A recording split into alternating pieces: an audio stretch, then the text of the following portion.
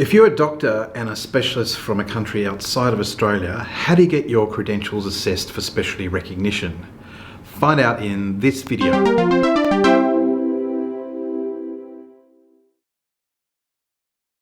And stick to the end for some interesting data about the chances of getting recognised as a specialist in Australia.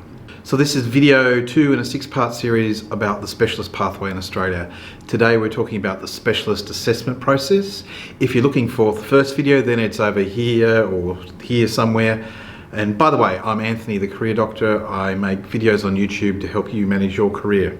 If you're here for the first or possibly second time because you've just watched the other video, then welcome, and please feel free to leave a comment or a like below. And if you are a return visitor to these videos, then I'd like to invite you to subscribe and turn on notifications so you don't miss out on future videos. If you're an IMG, you may also want to visit our International Doctors resource page. There's a whole bunch of helpful information there. And as well, you may want to join our Facebook group.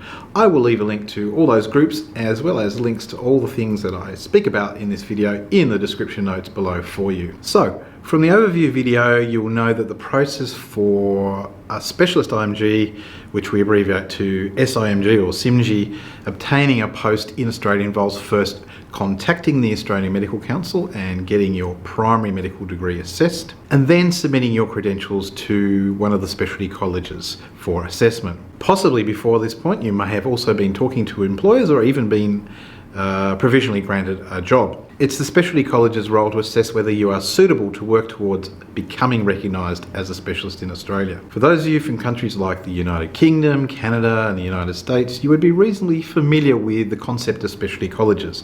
For other countries such as Asia and Europe, your path to specialisation may have been more aligned with, say, university-based postgraduate education or state government boards or something like that. So you'll be less familiar with the concept of colleges. So we're going to talk more in depth about the colleges in our next video. But for now, I want you to think of the colleges as professional guilds whose members, which we call fellows here in Australia, are all specialists in their field. These colleges or guilds train new fellows and set standards for fellowship and support and monitor the continuing professional development of the fellows in the college. So the colleges are the experts in specialist medical practice. They are given the responsibility by the Medical Board of Australia of assessing specialist IMGs. Under the law and regulations set down by the Medical Board, the colleges are required to assess the IMG's comparability against the criteria for an Australian trained specialist in the same field of specialty practice. They do this by undertaking both a paper-based review of your application and, if deemed necessary, which is normally the case, an interview with you. The interview is generally done to clarify certain points of your application and give you more of a chance to demonstrate that you meet criteria. And they do this all in order to determine your suitability for specialist recognition. Now, the colleges may also assess your suitability for specific positions called area of need, which are established by employers in concert with the colleges when they are unable to attract suitable local applicants for the jobs. I've done a video about those already, some links above and below. So we're going to stick to mainly specialist recognition in this series, except to say that the colleges can also assess you for both specialist recognition and area of need at the same time, and it generally makes sense to do so at the same time, because if you're applying for area of need, you should really also be applying for the joint assessment process, because otherwise you won't have the pathway you need to move from being on area of need to being registered as a specialist, and so you're on a time limit. On reviewing your application, the colleges can determine one of three things. They can deem you to be substantially comparable, partially comparable, or not comparable. The colleges are given the responsibility to determine the rules by which they make these particular judgments. But remember, the guiding principle is how you compare to the criteria for an Australian trained specialist in that same field of practice. So, because the colleges also determine the training standards for specialists, they generally assess you against their own specialty training program. So they will largely be assessing you against their own training program and also their ongoing professional development programs for existing fellows. So basically, the more you can prove that your qualification and training, and to a lesser extent your experience, looks like the college program, the more likely your chances of being seen as comparable, and also the more likely of being seen as substantially comparable versus partially comparable. So things like the length of your formal training program and the content and types of assessment will make a huge impact on the final determination. So if the college finds you to be substantially comparable, then they are assessing you to being extremely close to being at the same level of an Australian specialist.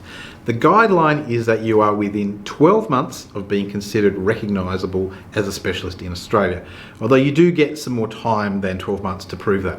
If they give you this outcome, which is obviously the best one, and the medical board agrees, which they normally do, then you will normally be required to work a period of peer review, usually about 12 months, sometimes less, and you apply for either limited or provisional registration to do that. You'll basically be required to submit some supervisor reports and possibly do some workplace-based assessments. But that's it. Then if all goes well, the college recommends you to the medical board to be granted for specialist registration. Now, if you're granted partial comparability, the college is saying that they can see some potential in you, but that your training, qualifications and experience have some significant gaps. The guide here is that you should be able to reach the standard of a specialist within 24 months of supervised practice. But again, they often give you some more time, usually up to 4 years to meet that. So in this instance, you'll again, if approved for this comparability, need to apply for either limited or provisional registration. Again, you'll be required to work under supervision with a supervisor and submit regular reports. You may need to also perform some workplace-based assessments.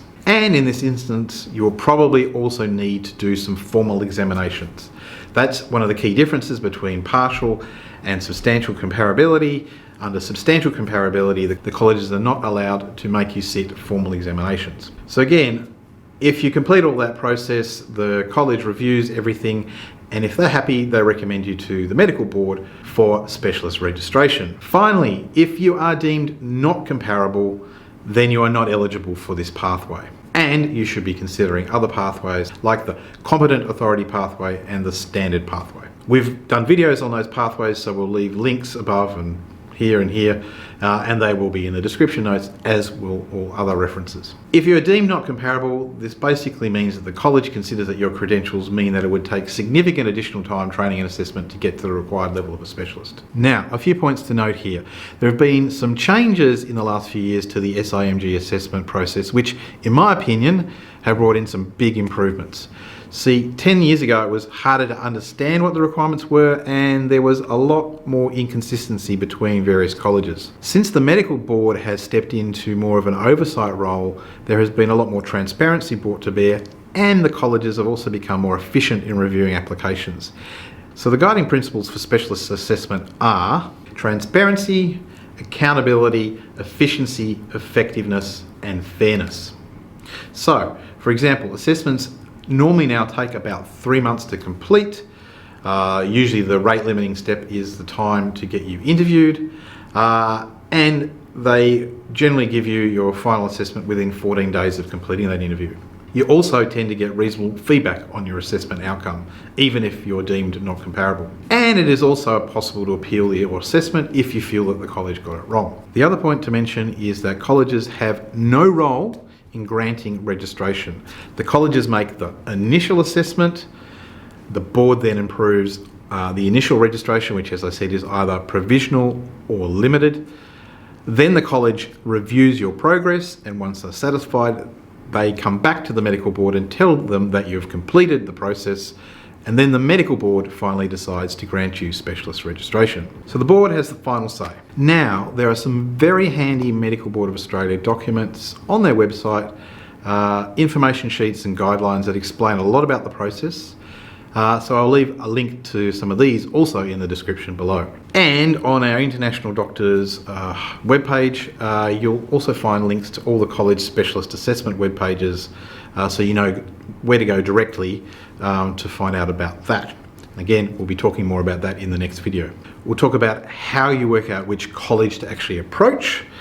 We'll go over some examples of college assessment requirements, and we'll also talk about the cost of this part of the process, which is substantial, as well as some other particular issues, particularly around this thing about recency of practice, which can catch out some of you. But for now, I wanted to leave you with some interesting information about the outcomes of specialist assessment. Since 2015, the Medical Board has been requiring reports from all the colleges and transparently reporting on the outcomes of this process. We don't have the data from 2018 to hand, but we do have the data and information from 2017. So in 2017, colleges were generally meeting all their compliance benchmarks.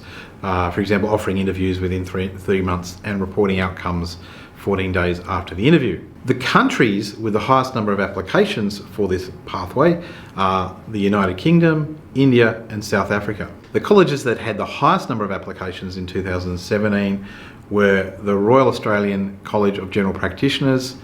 General practice is especially in Australia, by the way, which had 309 applications, and the Royal Australasian College of Physicians, which had 196 applications. Again, we'll dive into more detail in the next video, but the College of Physicians covers adult medicine and paediatrics and a lot of the subspecialties around internal medicine. Now, across all of the colleges, 89% of IMGs from the UK and Ireland were deemed to be substantially comparable. This kind of makes sense given that the training programs in those countries are generally the closest to the training programs in Australia. And 97% of those IMGs that were from the UK and Ireland who are on the process of moving towards specialty recognition did so in a satisfactory manner and were able to complete their requirements in 2017 and progress to specialist registration with the Medical Board. The majority of applicants for area of need positions were found suitable for these posts. Overall, looking at all the applications in 2017, 84 IMGs were found to be not comparable, that's 10%. 245 IMGs were found to be partially comparable, that's 29%. And 509 IMGs were found to be substantially comparable, that's 61%. 278 of these alone were in the area of general practice. So what this information says to me is that by having the criteria more explicitly available on the college websites and being monitored by the Medical Board makes it easier for potential specialist IMGs to work out themselves if they are eligible or not. Or in other words, SIMGs who are thinking that they're not going to be eligible via this pathway aren't bothering to apply, which is good in a way because, as I said, it ain't cheap.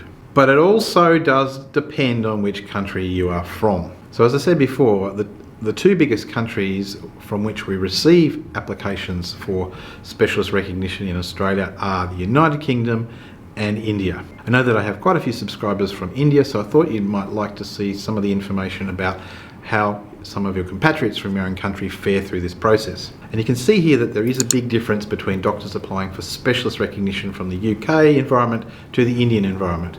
Whilst overall most Indian doctors do receive some form of comparability, there's a large number who do not.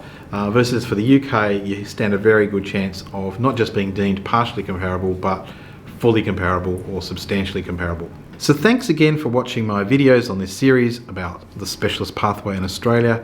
Check out the links in the description notes to some of the other videos that are helpful in this series. As I said, I would love to invite you to join our Facebook group or just check out the International Doctors resource page where there's lots of the information that I provide here also available to you there completely free. As I said, if you like this video, please leave a like or a comment.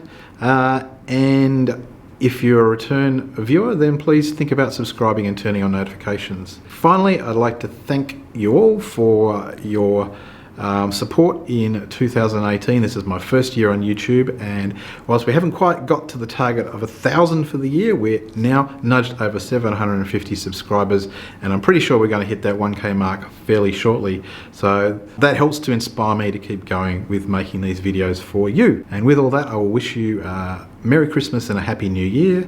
I'll see you in another couple of videos before 2018 is out, and so I will see you in another video.